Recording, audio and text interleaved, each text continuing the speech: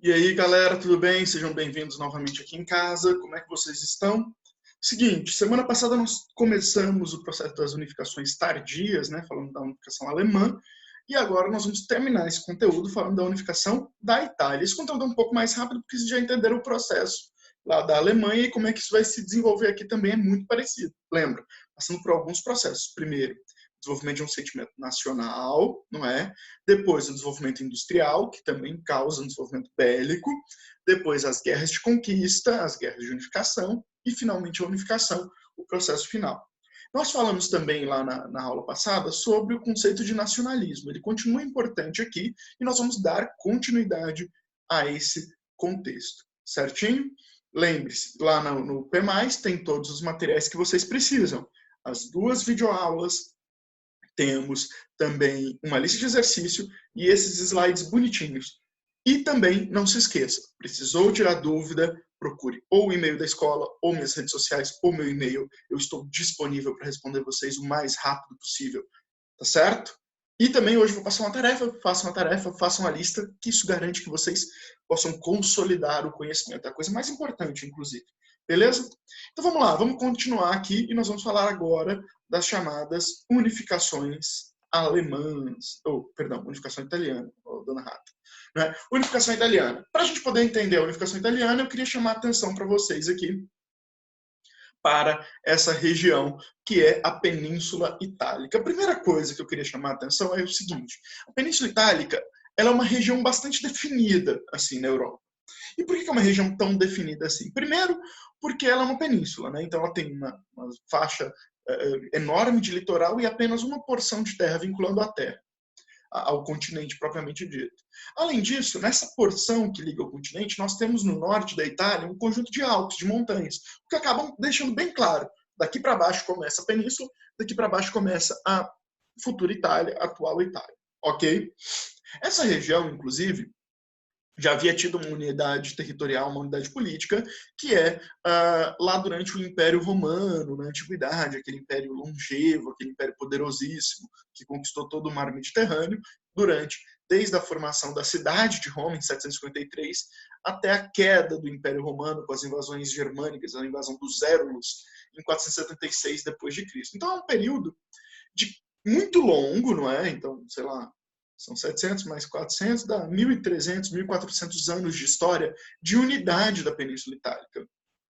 Sendo assim, cara, esse princípio de unidade ele foi muito forte. No entanto, quando acontecem as invasões germânicas e começa a rolar o processo de feudalização da Europa, a Itália manteve-se um pouco diferente do resto da Europa.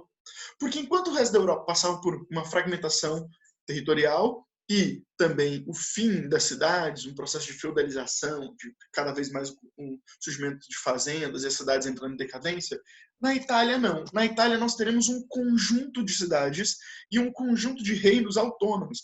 Vão surgir várias e várias e várias cidades importantes. Só lembrar de Renascimento, lembrar do fim da Idade Média, você vai lembrar de Gênova, Veneza, Bolonha, Siena, Florença, a principal capital do Renascimento, etc. Né? Inclusive, então nós temos um grande conjunto de novas cidades que vão surgindo. E essas cidades é muito interessante porque a elas, cada uma delas, você vai ter um apego muito forte ao local. Assim. E isso fica muito claro, por exemplo, uma coisa que eu, gordo do jeito que sou, entendo bem, que é na culinária italiana. Se você for pensar, vários pratos que a gente come, não é? Eles recebem nome de regiões da Itália. Isso demonstra como eles têm apego à cultura local, da cidade, da pequena região. Então, você tem, por exemplo, o molho bolonhesa, não é? O bife à milanesa, então bolonhesa referente a Bolonha, milanesa referente a Milão, a pizza napolitana, a pizza de Nápoles, e assim sucessivamente. Eu poderia ficar aqui horas e horas, né? Linguiça toscana, e etc. Linguiça calabresa. Né? Então você percebe que há um apego forte ao local. E esse apego se reforça ainda mais na Idade Moderna, quando nós temos invasões de vários povos. Franceses vão invadir, espanhóis vão invadir, e por último, os austríacos vão invadir o norte. Ali a gente vai falar disso daqui a pouco. Beleza?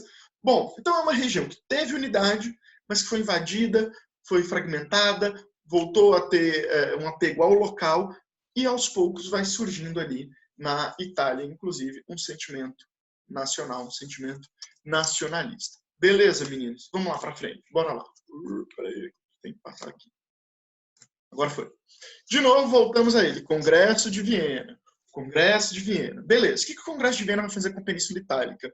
Vai dividir a Península Itálica em algumas regiões. Eu vou mostrar para vocês aqui. Ó. Deixa eu chegar mais para perto.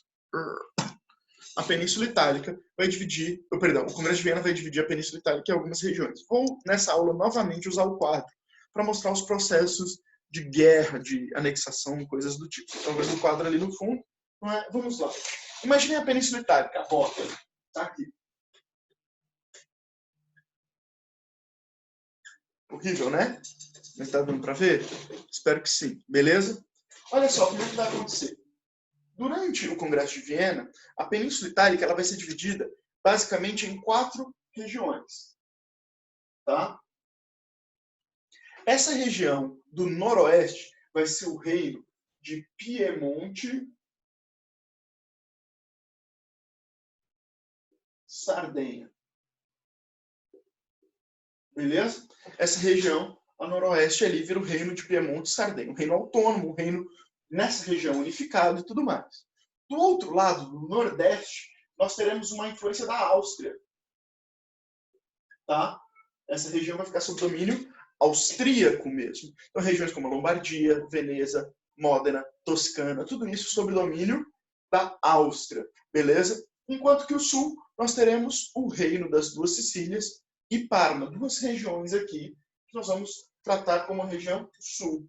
E no centro, em torno da cidade de Roma, né? Vou apagar ali porque senão vai virar confusão, só para vocês lembrarem, Roma está bem aqui. Nós teremos os chamados estados papais. Ou seja, os domínios controlados pelo Papa. Essas 4 regiões eram regiões autônomas, certo? Viviam autonomamente uma em relação às outras. Só que por algum motivo, e esse motivo é o próprio romantismo, as revoluções, a ascensão de ideias nacionalistas, vai surgir um movimento italiano chamado de ressurgimento. O que é o ressurgimento? É a ideia de reconstruir a Itália dos tempos áureos do Império Romano. A ideia, portanto, é aqui recriar um sentimento nacional e um desejo de unidade entre essas 4 regiões que estavam ali independentes. Certinho? Beleza? E como que vai se dar esse processo? Vão existir basicamente 3 modelos para esse processo de unificação. O primeiro deles é a chamada Jovem Itália, cuja principal liderança é esse cara que vocês estão vendo aí, um homem chamado Giuseppe Mazzini, que é o meu canetão, por isso que eu baixei. Giuseppe Mazzini, que vai propor um movimento nacionalista e republicano, a formação de uma grande Itália republicana, inspirado pela Revolução Francesa, certo? Um outro grupo, um grupo interessante, são os chamados carbonários, ou o movimento Carbonária, numa referência a um grupo radical, extremamente radical, uma sociedade secreta, revolucionária, que queria implantar uma república liberal e anticlerical, expulsando a igreja da Itália, certo? Esse grupo foi fortemente rechaçado pelas autoridades onde esteve. E também, a partir aqui do reino de Piemonte e Sardenha, aquele reino que ficava ali no noroeste, vai começar a se organizar também um movimento chamado de monarquista liberal, porque queria impor uma monarquia com uma constituição, ou seja, baseada em princípios liberais, não é, em torno do reino de Piemonte e Sardenha. E são justamente esses caras do reino de Piemonte e Sardenha que vão se destacar no processo de unificação da Itália. O primeiro rei que nós vamos ver é o rei Carlos Alberto, não é? Que em 1848, dentro daquela lógica, 1848, Primavera dos Povos, onda revolucionária, a gente viu que isso teve influência lá na Alemanha, vai ter uma influência aqui também, porque o rei Carlos Alberto, rei de Piemonte e Sardenha, ele vai entrar em guerra com a Áustria. Então, olha só, qual que é a ideia? Ele está ali no noroeste, ele vai entrar em guerra com a Áustria, que domina o nordeste. Qual que era a ideia dele? Tentar unificar o norte da Itália. Mas o rei Carlos Alberto acaba sendo derrotado, abdica do trono, e quem sobe ao poder no seu lugar é um homem chamado Vítor Emanuel II. O rei Vítor Emanuel II sobe ao poder e vai dar continuidade ao processo de unificação. Para isso, ele vai convocar um nobre chamado Conde de Cavour, não é? Que vai ser um primeiro-ministro e assim vai fazer o papel que teve o Otto von Bismarck lá na unificação alemã. Ele vai ser também o arquiteto da unificação e vai passar por o mesmo processo. Qual que é a ideia dele? Buscar se aproximar da burguesia, incentivar um rápido desenvolvimento industrial do reino de Piemonte. Então, Piemonte vai se tornar um reino extremamente industrializado, um reino extremamente desenvolvido, aos moldes liberais. Ao mesmo tempo, em vez da política autoritária que adotou Otto von Bismarck, ele vai ter uma política mais panfletária, buscando apoio em grupos distintos, mas não impondo uma unificação à força, violenta. E essa política dele de sair defendendo a unificação vai angariar apoio externo. Muitos países vão se aliar a ele. Dentre eles, a poderosa França de Napoleão III. A França de Napoleão III vai falar, olha, a gente apoia você, Conde de Cavour, a gente apoia você, Vítor Emanuel II, mas com uma condição, que vocês consigam proteger o Papa e nos dê algumas terras em troca. E eles falam, beleza, acordo. E essa política do Conde de Cavour começa a se espalhar cada vez mais. Cada vez mais essa política começa a ter apoio de várias regiões da Itália. Um exemplo interessante, uma curiosidade, mas que eu achei interessante para dar uma noção de como esse modelo unificador começa a ter sucesso, é que várias pichações começam a se espalhar por regiões diferentes da Itália com a expressão Viva Verdi. Verdi escrevia Verdi. Né? E aí, cara, quem é Verdi? Verdi, na verdade, é um compositor de ópera italiano muito importante e tal. Mas então os caras achavam que o Verdi era uma figura importante para a unificação? Sim, mas não é isso que está por trás. Né? Ele é uma figura, um símbolo nacional italiano. Beleza, mas o mais importante é que Verdi era uma sigla para Vítor Emanuel, rei de Itália. Ou seja, a ideia do Verdi é Vítor V. Emanuel, rei de Itália. Ou seja, a unificação em torno do modelo piemontês, né? O modelo ali que vinha do Piemonte e da Sardenha, a unificação em torno de Vítor Emanuel II, arquitetada pelo Conde de Cavour. Então, olha, vamos lá. Criou-se o sentimento nacional, gerou-se um desenvolvimento industrial, inclusive de uma indústria bélica para garantir essas guerras. Agora falta o quê? As guerras de unificação, como sempre. Primeira guerra.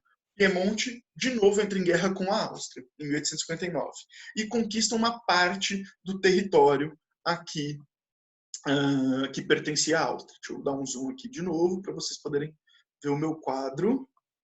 Deixa eu mostrar aqui. Tá vendo? Então, olha só. Primeira Guerra, 1859. Os piemonteses conquistam uma região da Áustria. E aí o Piemonte se vê unificado aqui. A Segunda Guerra vai se dar na região sul. Os dois reinos que existiam no sul, né, eles vão ser unificados em torno do projeto político do chamado Giuseppe Garibaldi e dos Camisas Vermelhas, que era o seu exército. Giuseppe Garibaldi, parênteses importante, lutou aqui como um soldado contratado aqui no Brasil, lutou ali ao lado da Revolução Farroupilha, certo? Sua esposa, inclusive, é uma brasileira, Anita Garibaldi. Aí eles voltam para a Itália e vão participar da luta para a unificação dos reinos do Sul em torno do projeto político do Garibaldi e dos seus exércitos chamados de Camisas Vermelhas. Vai se unificar em 1860 o Sul. Então você tem essa parte, essa região do Norte unificada e região do Sul unificada. Só que ainda não existe uma Itália unificada. Então o que nós vamos ver aqui, basicamente? Deixa eu só mostrar para vocês de novo. O que nós vamos ver aqui é que nós teremos a unificação em boa parte do Norte, a unificação de todo o Sul, uma parte do Norte ainda sob domínio austríaco e uma parte do Centro ainda sob domínio do Papa, que não queria essa unificação. A Igreja não achava interessante essa unificação. Mas, no ano seguinte, então, 1859, unifica-se boa parte do Norte. Em 1860, unifica-se todo o Sul. Em 1861, no ano seguinte, nós teremos um plebiscito no Sul, que vai propor o seguinte: a gente deve ou não participar de uma unificação de um só reino, formar um único reino com os territórios do Norte e os territórios do Sul. E a população do Sul aceita essa incorporação ao Reino do Norte. Ou seja, forma-se a Itália, só que a Itália era uma parte do que é a atual Itália, na parte do norte da Itália, uma parte do sul da atual Itália, e o centro e um restinho ali do norte não fazia parte. Então a Itália surge em 1861, só que não com a configuração territorial que tem hoje, beleza? Essa charge, inclusive, mostra isso. Mostra o Vítor Emanuel II, né, o rei ali, tá vendo, com a coroa, recebendo, tendo colocado uma bota, e essa bota está escrito Itália, e quem coloca essa bota no pé dele é quem? O Giuseppe Garibaldi, ou seja, o Giuseppe Garibaldi dá a unificação italiana nas mãos de Vítor Emanuel II, que agora vira o rei da Itália, surge a Itália propriamente dita. Beleza? Continuando. Para terminar esse processo de unificação, faltava conquistar algumas regiões. Então, em 1861, surgiu a Itália. Em 1866, nós teremos a conquista do resto do norte. Beleza? Então, em 1866, conquista-se o resto do norte e expulsa os austríacos definitivamente. Isso é interessante porque vai se aproveitar nesse contexto, a Itália ela vai se aproveitar de um conflito que estava rolando lá na Áustria contra a Prússia. Lembram da Guerra dos Dois Ducados? Certo? Oh, perdão. Da Guerra das Sete Semanas, em 1866, a guerra entre Áustria e Prússia. Então, o Vítor Emanuel vai se aproveitar dessa guerra, já que os austríacos estavam preocupados em conquistar seus territórios lá nos reinos germânicos. E aí, o que acontece? O Vítor Emanuel ataca a Áustria e expulsa a Áustria do resto da Itália. Então, todo o norte está unificado. Beleza? Então, em 1866, todo o norte da Itália unificado. Depois, ele, aproveitando da Guerra Franco-Prussiana, ele ataca as regiões do centro e conquista toda a Itália. Mas por que aproveitando a Guerra Franco-Prussiana? É porque Roma e os Estados Papais eram defendidos pela França. Então, uma forma de você não ter inimigos é aproveitar que a França está em guerra com a Prússia e garantir essa unificação italiana total, do território total, em 1871. Então, 10 anos depois de surgir a Itália, esses caras acabam conquistando todo o seu território. Beleza, vamos voltar aqui para o mapa, só para eu poder revisar isso com vocês rapidinho. Olha só, vamos lá. Então, ó, essa é a configuração, né? A unificação do Sul e do Norte em 1861. Eles viram um só reino. Então, tudo isso aqui de preto é um só reino em 1861. Aí vem 1866, o reino da Itália entra em guerra com a Áustria e expulsa os austríacos, dominando todo o território do norte e todo o sul agora é Itália. Falta o centro. O que vai acontecer? 1871, Guerra Franco-Prussiana, a França não tem como defender o Papa, e aí os italianos conquistam e unificam toda a Itália, formando a Itália com as condições territoriais que nós temos até hoje nesse país. Ok? Para a gente terminar nosso último tópico e acaba esse conteúdo, deixa eu abrir aqui, não é? Falta a gente falar do quê? Do Papa. Olha só, o Papa, cara, ele não vai aceitar essa unificação e vai se considerar até 1929, com o Tratado de Latrão, a gente fala disso lá para frente, quando for falar de fascismo, etc. O Papa ele vai se considerar um prisioneiro italiano, certo? Um prisioneiro da Itália, preso no seu palácio, no bairro do Vaticano, em Roma, certo? Mas isso só vai ser resolvido quando o Mussolini, líder fascista, fizer um acordo com o papado, dando independência para o Estado do Vaticano. Mas isso é tema que a gente vai ver lá para frente, espero, já em sala de aula, todo mundo junto, bonitinho, sem medo de coronavírus. Beleza? Galera, é isso. Acabamos esse conteúdo. Espero que vocês tenham conseguido aprender. Esse conteúdo é um conteúdo meio confuso, cheio de vai e vem, mas espero que vocês estejam com tudo isso muito claro na cabeça de vocês. Qualquer dúvida que vocês tiverem, de novo, entrem em contato comigo. Tamo junto. Antes da gente acabar, anota aí a tarefa de casa. Vou passar aqui no quadro. Tá? Anota aí a tarefa de casa. Fiz uma colinha aqui porque eu não lembrava qual que era. Ó, para casa.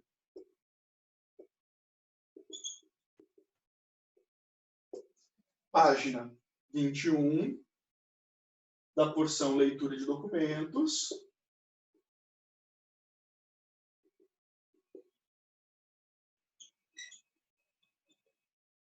Vocês vão fazer os números 4 e 5. E das páginas 23 a 27, vocês vão fazer os números 5, 12 e 19. Tá certo? Então, de novo, página 21. Não tô vendo, né, pô? Sons. Página 21, números 4 e 5. Página 23 a 27, números 5, 12 e 19. Façam a tarefa, façam a lista e esse conteúdo está finalizado. É nóis. Falou. Até a próxima.